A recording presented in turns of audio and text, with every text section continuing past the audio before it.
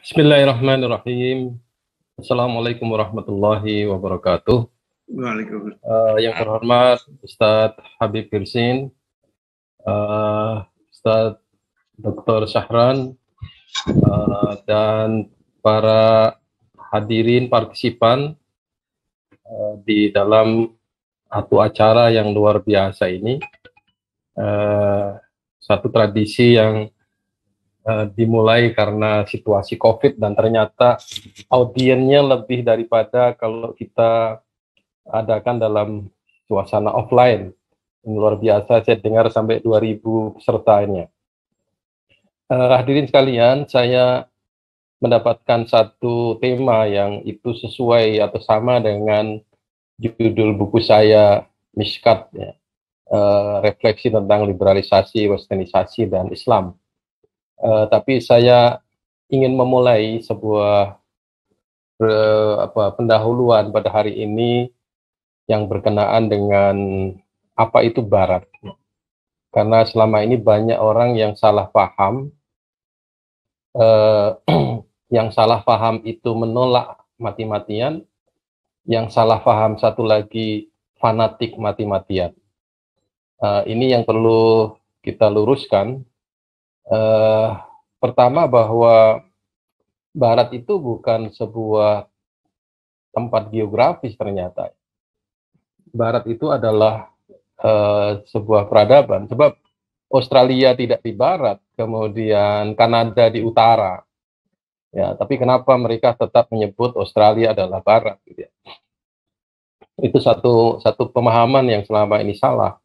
Yang kedua adalah Barat seringkali dihadapkan dengan Islam and the West. Ya.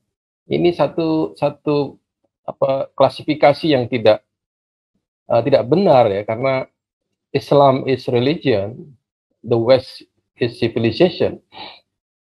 Ini kalau kita mesti fair ya, kita harus mengatakan Islamic civilization and Western civilization. Dialog yang sekarang ini diadakan adalah interreligious dialogue. Yang perlu diadakan adalah inter-civilizational dialogue between Islam and the West. Nah, itu satu kesalahpahaman yang sekarang ini terjadi, tidak hanya dari Islam tapi juga dari Barat yang salah paham terhadap Islam, sehingga Islam is regarded as simply religion and religion has no civilization. Itu yang tidak enak kita dengar.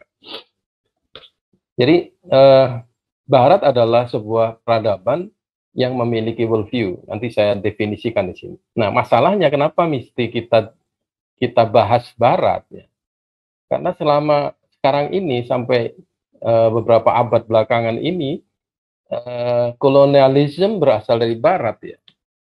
Westernization adalah Barat, globalization adalah frameworknya Barat, kemudian secularization termasuk yang sangat tua umurnya adalah Orientalism, adalah kajian Barat terhadap Timur. Oleh sebab itu ini sangat relevan kalau saya bicara Barat dalam konteks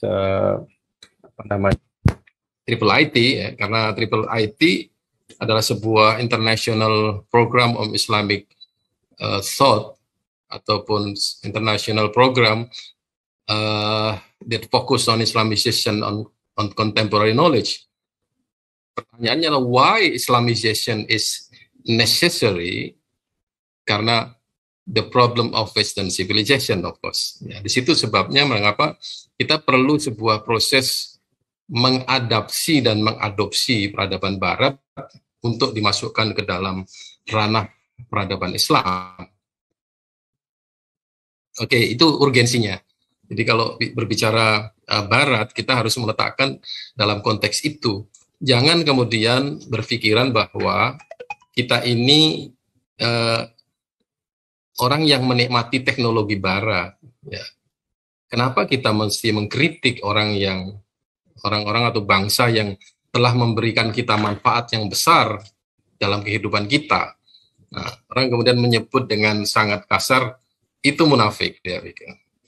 Orang menggunakan produknya tapi memaki-maki pembuatnya. Kita sebenarnya tidak memaki-maki atau tidak membenci Barat. Ya, kita meletakkan Barat secara adil, ya, doing justice to the West, ya. Oke. Jadi kalau kita berbicara Barat, ya, itu sebenarnya adalah sebuah kombinasi dari sebuah pandangan hidup yang merupakan kombinasi dari Yunani, Romawi, Eropa, Kristen, Yahudi.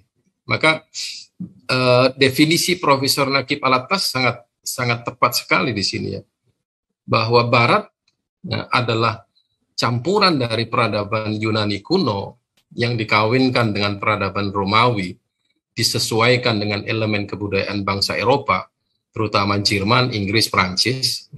Prinsip-prinsip asas dalam filsafat, seni, pendidikan, dan pengetahuan diambil dari Yunani. Prinsip mengenai hukum dan ketatanegaraan diambil dari Romawi, sementara agama Kristen yang berasal dari Asia Barat disesuaikan dengan budaya Barat. Ini kesimpulan Al-Attas. Tapi beliau ternyata tidak semena-mena atau tidak demikian saja mendefinisikan itu. Saya temukan di sini seorang yang bernama William Coe, ya, dalam Medieval Worldview, dia menggambarkan begini, bahwa akar abad pertengahan adalah percampuran antara Yahudi, Kristen, dan Yunani, Romawi yang terjadi di zaman Kekaisaran Romawi. Namun Romawi tidak bertahan lama dan digantikan oleh kultur Kristen Latin meskipun tanpa dukungan institusi yang kuat. Ya, situ sama, tidak beda apa yang didefinisikan oleh Profesor Al-Attas dengan definisinya William. Ya, tak lama kemudian kebudayaan Jerman dan Celtic, khususnya Irlandia, masuk mempengaruhi pandangan hidup Barat. Periode ini menurut William sangat penting bagi perkembangan kebudayaan Barat. Jadi ternyata Barat itu mempunyai tradisinya masing-masing, ya, dan mempunyai nilai-nilai masing-masing. Inggris mempunyai nilainya, Prancis punya nilai sendiri, ya. Kemudian bahasanya pun mereka sendiri. Jadi worldview bangsa Eropa ini berbeda-beda ini ternyata. Tetapi mereka itu menyebut diri mereka adalah the Western people. Nah, di situ kajian mengenai Barat ini mesti multidimensi, ya. Ada aspek Kristennya, ya, kadang-kadang Kristen bekerja sama dengan Barat kolonialis, ya. Kadang-kadang Yahudi juga begitu, bekerja sama dengan Barat dalam bidang politik, dan seterusnya. Jadi kita sekarang kaji dari perspektif sejarawan Barat sendiri. Jadi ini satu hal yang saya agak merasa risih, ya. Kenapa? Para sejarawan Barat itu berselisih mengenai asal-muasal peradaban Barat, termasuk sainsnya, filsafatnya.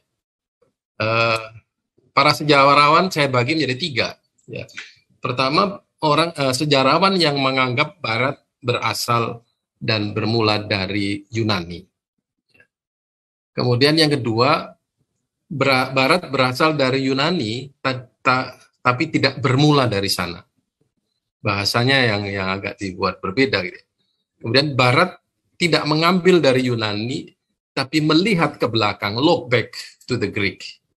Ini bahasa yang, ya, katakanlah misalnya sebuah penafian bahwa Barat itu tidak dari Yunani. Saya kemudian ketika mau mengkaji filsafat Islam, ya, ada satu yang aneh saya temukan di situ, bahwa hampir semua penulis filsafat Islam yang dari para orientalis itu mengatakan bahwa Islamic philosophy is Greek origin, Islamic philosophy is from Greek philosophy, Islamic philosophy is Aristotelianism, dan seterusnya. Ketika bicara Islam, mereka selalu mengatakan bahwa Islam has no philosophy and Islamic philosophy is from Greek philosophy. Begitu mereka berbicara mengenai Barat, aneh mereka. Barat is the West is not Greek. It's not starting from Greek. Hanya sedikit aja yang mengatakan Barat berasal dan bermula dari Yunani. Tapi banyak sejarawan yang mengatakan bahwa berasal dari Yunani, tidak bermula dari sana. Ya. Barat tidak mengambil, tapi look back to the Greek. Ini yang kok nggak begitu ketika mereka berbicara mengenai filsafat Islam. Gitu, ya. Ya. Nah, bahkan Copleston dalam History of Philosophy-nya tuh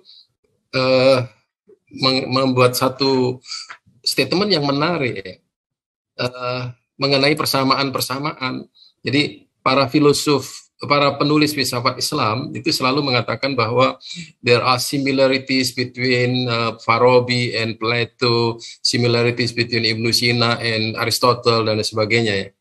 Tapi di sini dibantah oleh Copleston sendiri bahwa menganggap, ini saya terjemahkan aja bahasa Indonesianya, ya, bahwa jika beberapa adat istiadat atau ritual Kristen yang sebagian berasal dari agama Asia Timur, ya, maka berarti Kristen pasti telah meminjam adat dan ritus itu dari Asia adalah absurd. Jadi kalau itu sama kemudian dianggap dia meminjam, itu absurd. Sama absurdnya ketika menganggap jika pemikiran spekulatif Yunani mengandung beberapa pemikiran yang sama dengan filsafat Timur. Ya. Maka yang kedua bersumber secara historis dari yang pertama, atau yang Timur bersumber dari, nah ini saya suka ini. Ya. Jadi itu absurd ya. Kalau orang mengatakan bahwa ada kesamaan filsafat Islam dengan Yunani, berarti pasti ya, itu dia mengambil dari Yunani. Itu tidak sesederhana itu ternyata ya. Copleston sendiri sebagai seorang penulis sejarah filsafat Islam, filsafat Barat mengatakan tidak demikian. Padahal kata dia, akal manusia sangat mungkin untuk melakukan interpretasi terhadap pengalaman yang sama dengan cara yang sama. Ini untuk hal yang seperti ini, Profesor Syed Muhammad Naqib Alatas selalu membuat satu tamsil.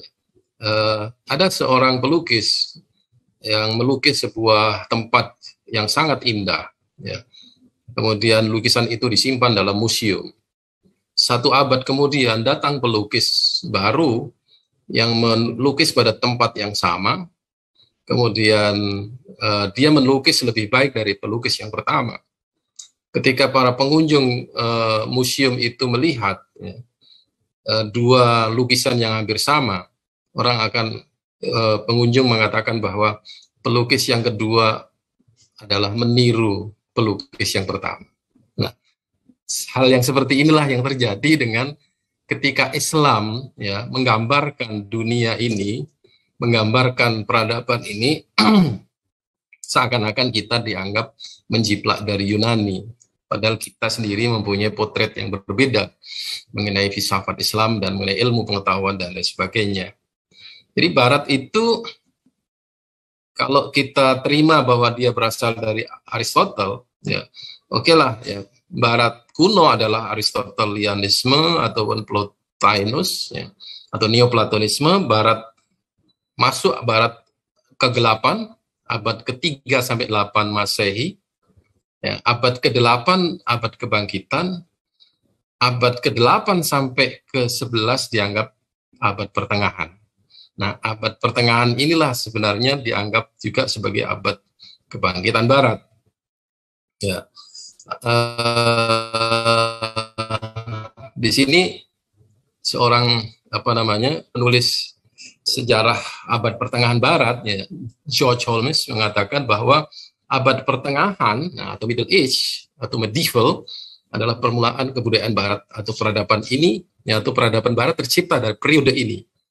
Ini ternyata tidak sederhana menentukan kapan Barat itu bermula. Ya. Ini ada beberapa perbedaan di sini. Ya, ini lucu aja gitu ya. Martin ya yang menulis Introduction to Medieval Philosophy, dia menulis bahwa abad pertengahan bermula tahun 800 Masehi. Pada masa Charlemagne atau tahun 1000 Masehi, ketika serangan terhadap kebudayaan Eropa Barat berakhir. Oke. Tapi orang lain mengatakan tahun 1000 atau abad ke-11 sebagai permulaan zaman pertengahan, periode akhir. Tapi awalnya bermula dari tahun 480 Masehi, ditandai oleh datangnya Boethius. Beda ya. Jadi berselisih ini orang ini mengenai kapan Barat bermula. Bermula pada abad pertengahan. Kapan abad pertengahan bermula? Masih masalah lagi. Ya. Jadi ternyata upaya untuk menetapkan permulaan zaman pertengahan sebelum abad ke-8 ya, nampaknya hanya untuk mencari hubungan Barat dengan masyarakat Kristen. Ya. Jadi ada upaya bahwa di zaman Kristen itu Barat sudah bangkit ya. Ini maksudnya mereka. Padahal ya zaman ketika abad ke-8 itu mulai Islam bangkit dan mulai mereka menerjemahkan karya-karya Islam, itu ternyata sebelum itu they have nothing, tidak ada apa-apa di Barat itu. Ya. Jadi sebenarnya sebelum abad ke-6 atau abad ke-8, Barat belum mulai bangkit. Itulah sebabnya itu sebabnya disebut sebagai abad ke-8. Ya. Ini apa namanya? Ya namanya sejarah. Ya. Sejarawan adalah penentu sebuah gambaran ya. Setiap sejarawan mempunyai hak untuk melakukan itu. Bahkan kalau kita baca sejarah India, ya orang India akan mengatakan bahwa sejarah dunia termasuk sejarah filsafat tidak mulai dari Yunani tapi dari India yang mengatakan. Itu klaim-klaim para sejarawan mereka masing-masing begitu. Orang Mesir akan mengatakan bahwa Mesir adalah the mother of the world, dunia. Nah, di sini klaim-klaim yang seperti itu pasti kita tanggapi secara objektif. Ya. Baik, nah di sini kata Maren Bronze ya, early medieval philosophy.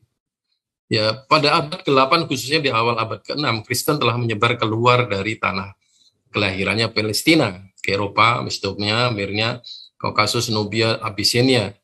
Namun di daerah-daerah di mana Kristen tersebar, tidak ada bukti kuat akan adanya prestasi intelektual, yaitu dalam bidang filsafat dan sains.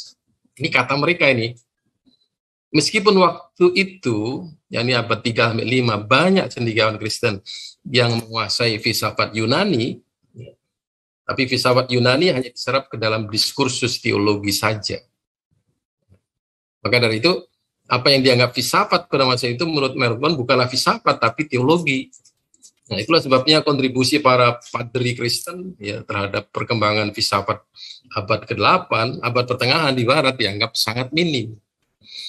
Di sini, nah, kita juga mendapatkan klaim ini, bahwa orang-orang Kristen mengklaim juga bahwa Islamic philosophy itu adalah Syriac philosophy atau contributed by the Syriac people, Kristen Syriac people atau Kristen Ortodok. Ya. Nah, padahal ya, orang-orang Kristen Syriac itu hanya menyimpan manuskrip Yunani dan tidak mengembangkannya. Ya, saya masih ingat sekali seorang yang namanya Peter menulis buku From Arab Greek, ya, From Greek to Arab. Dia menulis bahwa orang-orang Nasrani itu tidak mampu dan tidak berani menerjemahkan organon Aristotle karena takut akan merusak teologi mereka.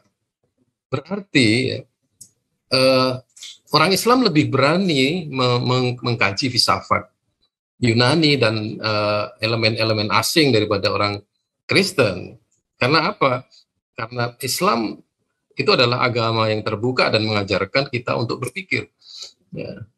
Dan Islam adalah agama yang berbicara juga mengenai alam semesta, penciptaan, manusia. Sama dengan apa yang dibicarakan di Ionia pada awal perkembangan filsafat di Yunani.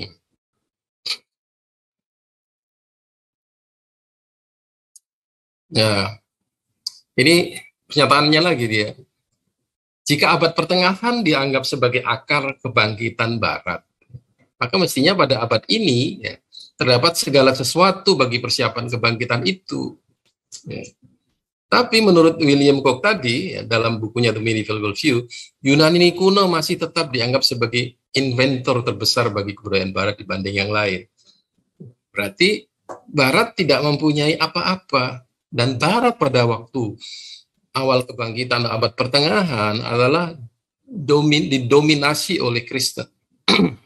Ya, masih ada bekas-bekas Romawi, tapi yang dominan adalah Yunani. Bahkan perlu kita ketahui bersama ya bahwa Galileo, Copernicus, ya, kemudian para ilmuwan yang menemukan heliosentrisme itu bertentangan dengan gereja yang memegang doktrinnya Ptolemy yang mengatakan bahwa matahari mengelilingi bumi karena bumi itu dihuni oleh makhluk yang paling mulia. Itu argumentasi yang kemudian diadopsi oleh gereja. Disitulah mengapa gereja kemudian marah terhadap para penemu heliosentrisme. Marah bukan karena itu bertentangan dengan Bible, tapi marah karena bertentangan dengan keputusan gereja. Ya.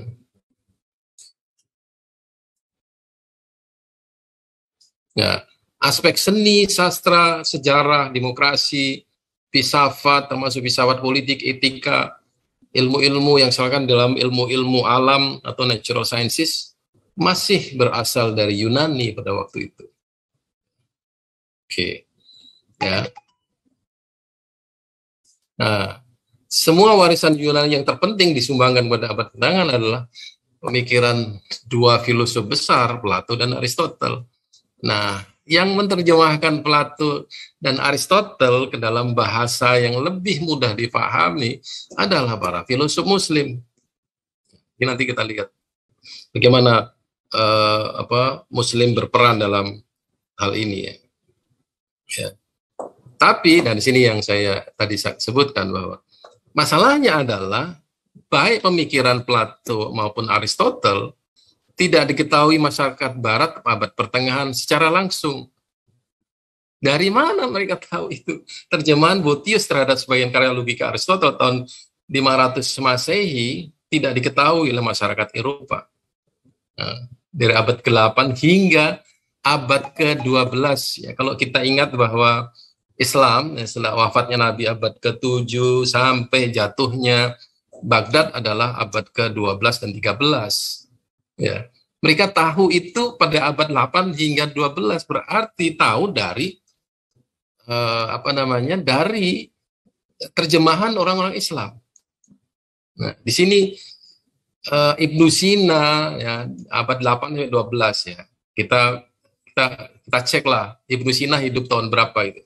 Ya, Ghazali juga hidup di sini, Farabi juga hidup di sini di abad ini. Ya. Mereka memahami Aristotle dan Plato atau Yunani melalui tangan-tangan Muslim, orang Arab. Dan mereka itu kemudian mengganti nama-nama Islam itu menjadi nama Latin. Ibnu Sina menjadi Avicenna, Ibnu Rus menjadi Averroes, Al-Ghazali menjadi Al-Ghazal, ya, Ibnu Haytham menjadi Al-Hazin dan seterusnya. Ya.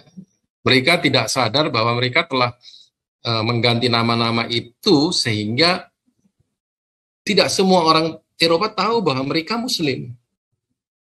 Sehingga salah satu gereja di Inggris itu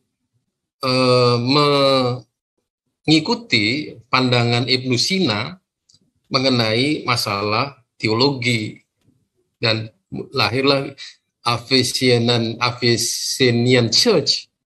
Sedangkan yang lain itu lebih setuju dengan Ibnu Rus. Makanya ada gereja Averroism ya, Averroes Church. Sangat aneh gitu ya, gereja yang berafiliasi karena mereka tidak tahu bahwa mereka ini adalah Muslim karena sudah dilatinkan bahasanya itu.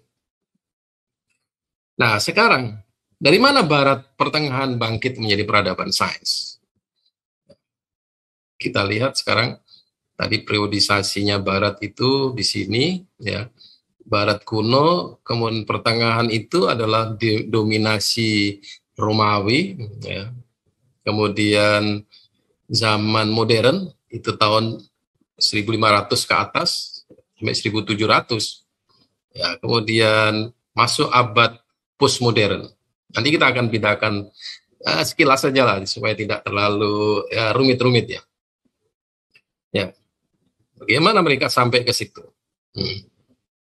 Ya, abad pertengahan telah berhasil keluar dari abad ke-8 dan mengembangkan sebuah worldview baru yang mengantarkan mereka kepada abad pencerahan, Renaissance, Industrial Revolution, ya, dan lain sebagainya, termasuk revolusi Prancis. Ya, di sini satu kesimpulan dari Profesor Profesor Alparsalan, murid dan kawannya Profesor Nakib Alatas. If the West did not develop a new worldview in the Middle Age, they would not be able to come out of the Dark Ages. And as a result, no adequate environment for scientific progress would have been possible within that civilization. Ini secara filosofis ya. Barat itu tidak mungkin tiba-tiba berkembang menjadi sebuah worldview baru ya, dari Middle Age yang Dark Ages yang hanya percaya kepada takhayul, percaya kepada hal-hal yang mitologis. Ya, Anda perlu paham ya bahwa hal-hal yang sifatnya mitologis itu juga ada di Barat. Gitu ya. Ramalan, ya, dukun itu di Barat jumlahnya sangat banyak sekali. Ya, ketika abad pertengahan mulai masuk. Jadi satu hal itu, kedua, Kristen itu mempunyai banyak sekte yang mereka antara satu dengan yang lain saling menumpahkan darah. Ya, karena perbedaan-perbedaan kecil ya. You are worshiping through Jesus itu masalah, atau through Mary, through Holy Ghost. Ya, dan lain sebagainya, itu semuanya menjadi sekte-sekte yang saling berselisih. Konon kabarnya ada 150 sekte di seluruh Eropa pada waktu itu. Nah, dari abad mereka yang selalu berbicara baik, saya lanjut, maaf Pak Habib. Ini masih ada error sedikit ya. Ya, sudah bagus. Jadi menarik sekali ini kajian Jayushi ini, bahwa ketika Spanyol menjadi tempat yang metropolis, orang-orang Barat yang dalam abad ke-8 itu mereka datang ke sana dan belajar berbagai macam matematik, fisika, biologi, chemistry dan lain sebagainya. Jadi cerita-cerita para orientalis itu gini, whenever Western people have a problem in mathematics, they went to Spain and solve the problem. Nah, itu menarik sekali bahwa ada masalah-masalah yang mereka hadapi di dalam masalah keilmuan mereka itu selesai di Spanyol gitu ya. Karena memang di situ adalah tempat-tempat itu. Nah, selain itu, worldview itu ditransmisikan melalui cerita-cerita, syair-syair ya. Orang Islam di Spanyol itu, dan itu sangat kaya dengan masalah-masalah keilmuan, filsafat dan sebagainya. Ya. Kedua, kunjungan atau terorisme pada abad ke-7 ke Cordova adalah ibu kota negara Islam yang menonjol dan merupakan kota yang paling berperadaban di Eropa. Jadi orang Eropa berduyun-duyun ke tempat ini belajar dari peradaban Islam. Ya, dari arsitekturnya itu sangat luar biasa. Bahkan di kalau tidak salah di Spanyol itu sanitasinya, ya, irigasinya adalah the best in the world. Ya, pada waktu itu. Seorang yang namanya Demetri Gutas itu menulis dalam bukunya, pada waktu London di malam hari dia gelap dan Paris pada waktu hujan dia becek, tergenang air. Ya. Spanyol terbebas dari kedua masalah itu. Luar biasa ini. Jadi yang ketiga, terdapat hubungan perdagangan dan politik resmi melalui utusan-utusan yang dikirim dari kerajaan Eropa. Nah, di situ interaksi sudah pasti terjadi. Ya. Yang keempat adalah dengan cara menerjemahkan karya ilmiah orang Islam. Ya. Ternyata monastri-monastri di Eropa itu, khususnya di Maraga, dari Ripoll, kemudian daerah-daerah Italia di situ, ya. Abad 12 dan 13 itu memiliki ruangan penyimpanan manuskrip bagi sejumlah besar karya ilmiah orang Islam untuk mereka terjemahkan. Jadi sebuah proyek besar-besaran yang mereka biayai untuk mentransfer ilmu pengetahuan dari Islam. Jadi ini berjalan selama abad abad 8, abad ke-10 ya kurang-kurangnya sampai abad ke-13. Makanya Profesor Alparslan itu mengatakan bahwa satu periode yang dilupakan oleh orang Barat itu adalah bukan periode, tapi zaman ya, yang namanya dengan translation age. Jadi mereka mengatakan translation period short time gitu ya.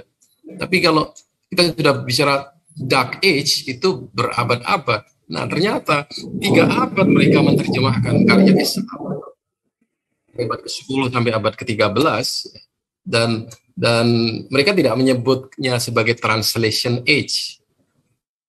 Profesor Alparslan sangat teliti dalam hal ini. Why didn't say that this is the translation age? They say only translation period. Period is very short time. Nah di situ zaman yang begitu berharga itu adalah zaman di mana mereka mentransfer pengetahuan dan worldview. Yang penting adalah cara pandang terhadap ilmu, cara pandang terhadap kehidupan dan lain sebagainya, itu mereka peroleh dari Islam. Ya. Yang kelima, ya, untuk kelancaran proses penerjemahan, raja-raja Islam mendirikan sekolah untuk penterjemah di Toledo. Ya. Tepat sesudah pasukan Kristen merebut kembali kota tersebut pada tahun 1085. Tujuannya apa? Untuk menggali ilmu pengetahuan Islam yang terdapat pada perpustakaan-perpustakaan bekas jajahan Muslim itu. Jadi di Spanyol pun katanya setelah Islam ditaklukkan, buku-buku Islam itu dibakar, tingginya 1 gunung katanya. Tapi yang terbaik dari buku-buku itu diterjemahkan. Sisanya dari itu diterjemahkan menjadi cikal bakalnya di revolusi industri di Eropa. Ya. Toledo adalah tempat yang terpenting aktivitas ini, dan pada skala kecil terhadap di Salerno, Salamanca, dan Venice. Jadi Barat betul-betul belajar dari Islam. Kemudian perkembangan Eropa Barat yang terjadi pada pertengahan abad 13 intinya adalah kombinasi elemen yang sering dinamakan dengan Greco-Arabic Latin. Yunani, Arab, Latin. Selanjutnya pada akhir abad ini kerajaan Kristen di Barat menjadi kekuatan kultural yang menonjol. Jadi tidak Greco-Syriac, Arabic, Latin ya. Ya, orang-orang Kristen mengatakan bahwa the Arab people, the Arab scientist and philosopher is transmitter from Greek into Latin. Jadi ini bagi saya merendahkan ya, karena dari Yunani ke Arab tidak melulu terjemahan. The Arabic philosopher atau Muslim philosopher itu adalah orang-orang yang modified, ya, remolded, kemudian criticize sampai mereka mengganti konsep-konsep Aristotle, Plato, dan Plotinus ya, menjadi sesuai dengan Islam atau sekurang-kurangnya disesuaikan dengan beberapa aspek di dalam Islam. Ya. Nah, yang dari Arab itulah yang menjadi bahan diterjemahkan ke dalam bahasa Latin, ya, bukan Greco-Syriac Latin. Ya. Nah, jadi Barat merasa tercerahkan dengan terjemahan Arab itu. Bukan hanya terjemahan sebenarnya. Sebenarnya orang Arab sendiri juga sudah mempunyai karya-karya yang baru, yang berbeda dari Yunani. Kalau kita mau fair ya, pertanyaannya adalah apakah buku Asy-Syifa-nya Ibnu Sina itu sama dengan teologinya Aristotle gitu ya? Kan berbeda sama sekali. Maka para peneliti filsafat Islam yang cerdas, yang objektif, mereka akan mengatakan bahwa Ibnu Sina berhutang kepada Aristotle, tapi sekaligus dia menyimpang dari Aristotle. Makanya ada satu kejadian yang agak menarik untuk dicatat di sini. Orang yang namanya Thomas Aquinas itu membuat sebuah catatan mengenai teologi, mengenai Tuhan, tapi ternyata itu adalah modifikasi dari tulisannya Ibnu Rushd. Ya, saya tidak menyimpan karya itu, saya baca sewaktu saya di Istek. Ya. Ya, ternyata dia memparafris saja apa kata-kata Ibnu Rushd itu, karena wawasan para filosof Muslim berkaitan dengan teologi, mengenai Tuhan, mengenai alam, itu lebih luas daripada orang-orang teolog-teolog Kristen pada waktu itu. Sehingga itulah tadi Ibnu Sina pun menjadi rujukan, Ibnu Rushd menjadi rujukan. Ya. Berarti orang Kristen tidak mampu menyerap peradaban Yunani atau konsep-konsep Yunani ke dalam teologi mereka. Karena itu mereka pinjam dari orang Islam. Ya, selanjutnya pada akhir abad ini kerajaan Kristen di Barat menjadi kekuatan yang menonjol. Nah, setelah mereka mempunyai terjemahan Arab, itulah dia menjadi kuat. Nah, dengan berakhirnya abad ke-15, konsep-konsep mereka tentang alam semesta, ilmu pengetahuan dan lain-lain sebagainya menjadi matang, ya. Dan itu menjadi melapangkan jalan bagi perkembangan filsafat dan sains Barat. Saya pernah membaca satu analisis ya. Kopernikus itu sebenarnya tidak menemukan heliosentrisme. Ya.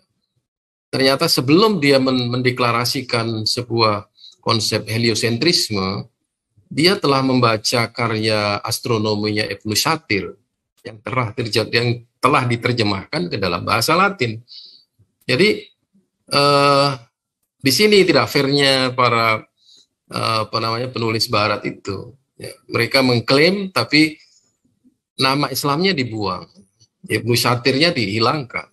Padahal Ibnu Shatir sudah berbicara mengenai heliosentrisme itu dalam buku astronominya. Jadi tadi betul sekali apa yang dikatakan oleh Prof. Alatas.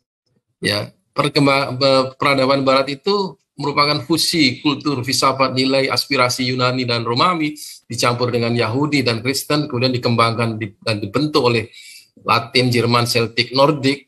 Dari Yunani diambil elemen filsafat, epistemologi, dasar pendidikan etika, dari Romawi diambil hukum tata negaranya, dari Yahudi diambil elemen kepercayaannya. Dan orang-orang Latin, Jerman, Celtic diambil jiwa independennya, nasionalisme dan tradisionalnya. Pengembangan ilmu, alam, dan fisika, serta teknologi yang dilakukan bersama orang-orang Slavia telah mendorong mereka mencapai pusat kekuasaannya. Jadi sebenarnya mereka mengambil dari Yunani, tetapi mengambilnya itu melalui terjemahannya milik orang Islam. Nah, mungkin pasti ada yang bertanya, oh berarti mereka sudah sesuai dengan konsep-konsep Islam? Tidak. Mereka menyesuaikan konsep Islam itu dengan kultur kepercayaan mereka, sehingga syuro yang dulu di sebelumnya itu digagas menjadi konsep Islam, dia menjadi demokrasi. Ya, kira-kira begitu lah kalau kita telusur ya. Kemudian saya menemukan sebuah peniruan. Descartes itu mempunyai theory of doubt. Ternyata dia membaca Al-Ghazali mengenai teori Nadhariyatus Syak itu. Nah, kemudian Milbranch mempunyai sebuah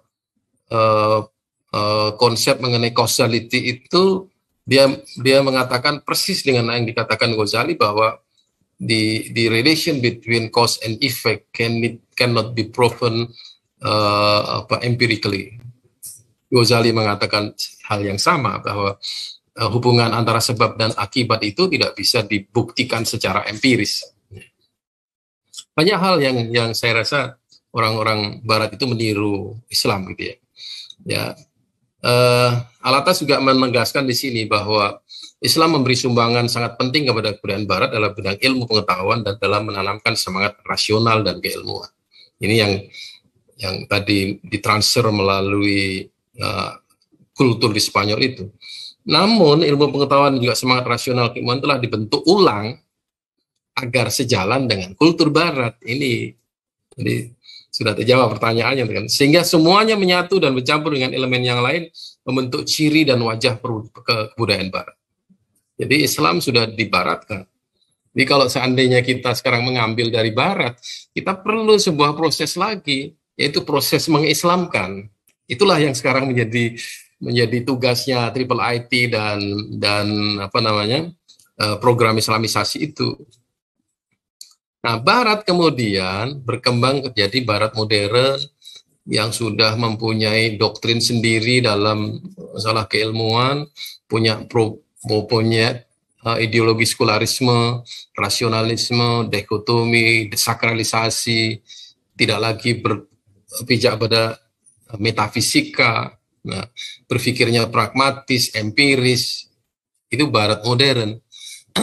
Tapi sebenarnya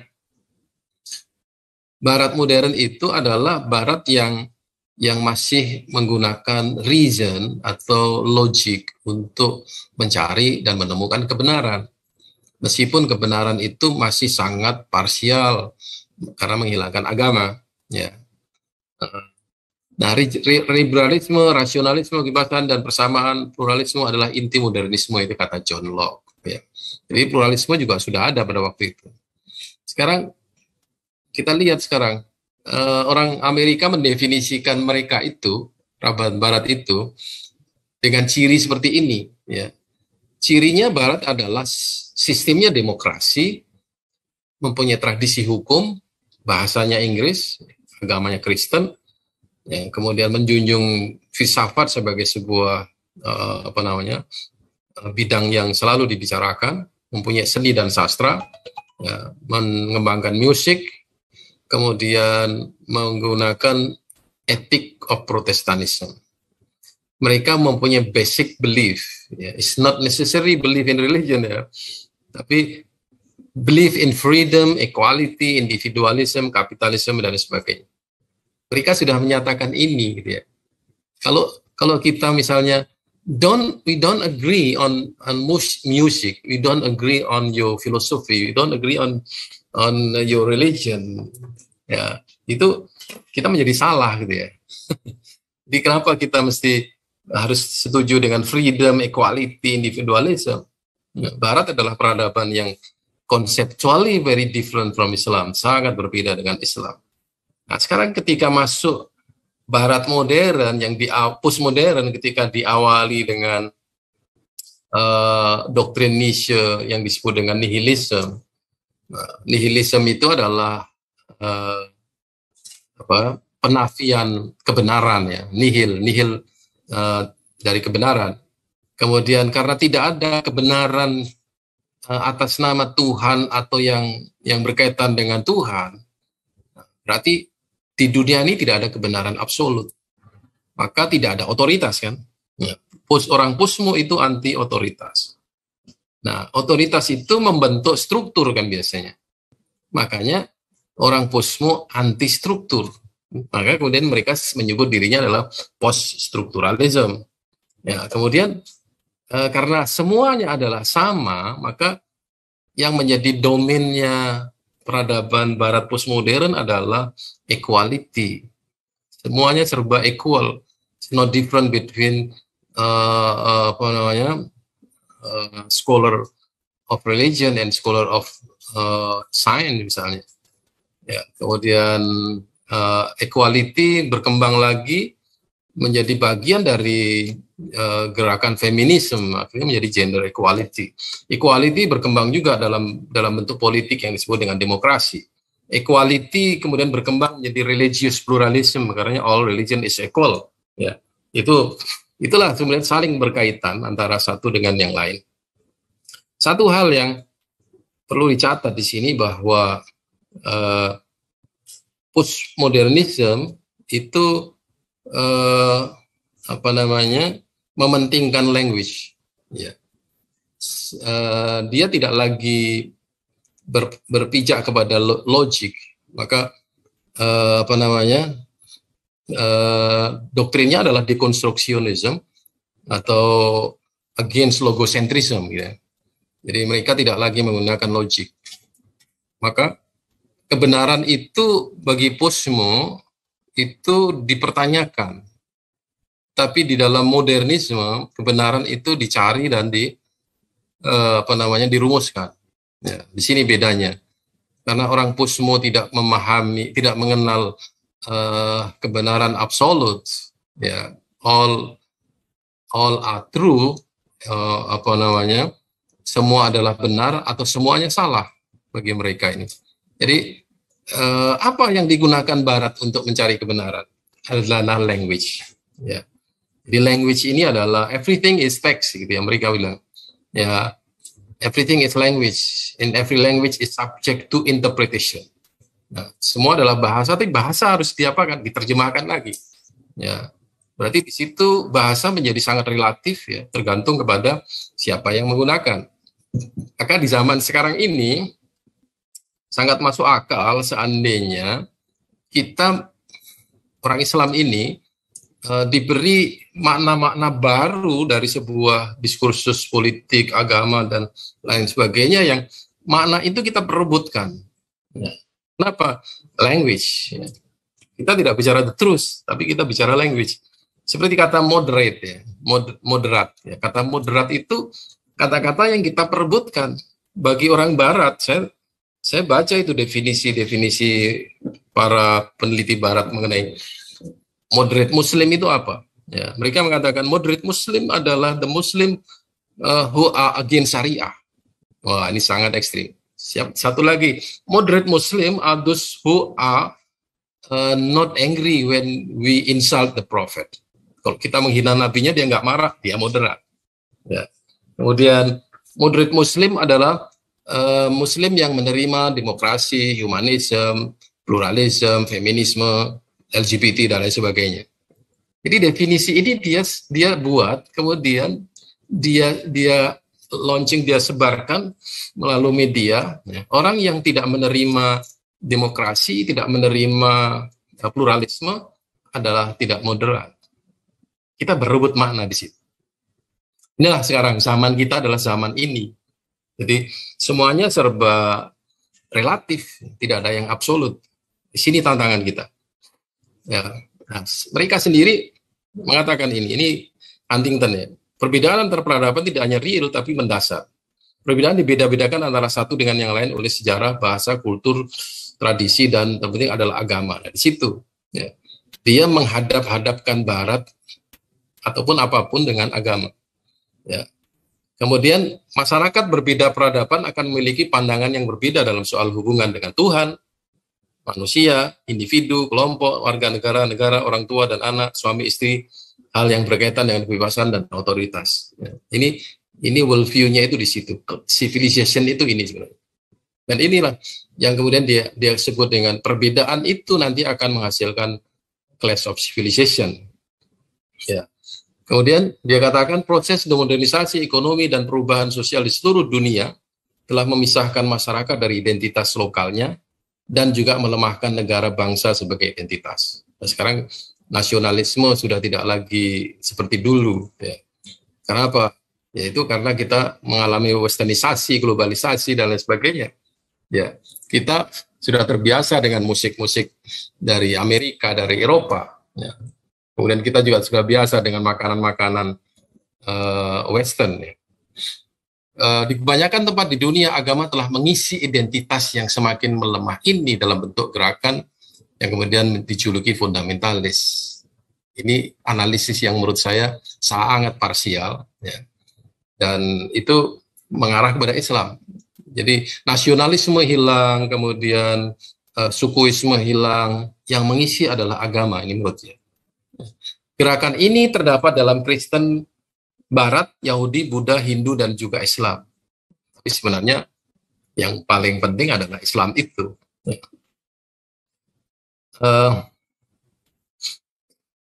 Ini elemen yang penting dari kultur Amerika adalah Kristen, moralitas Protestan, etos kerja, bahasa Inggris, hukum, keadilan, kekuasaan, seni sastra. Ini klaim mereka.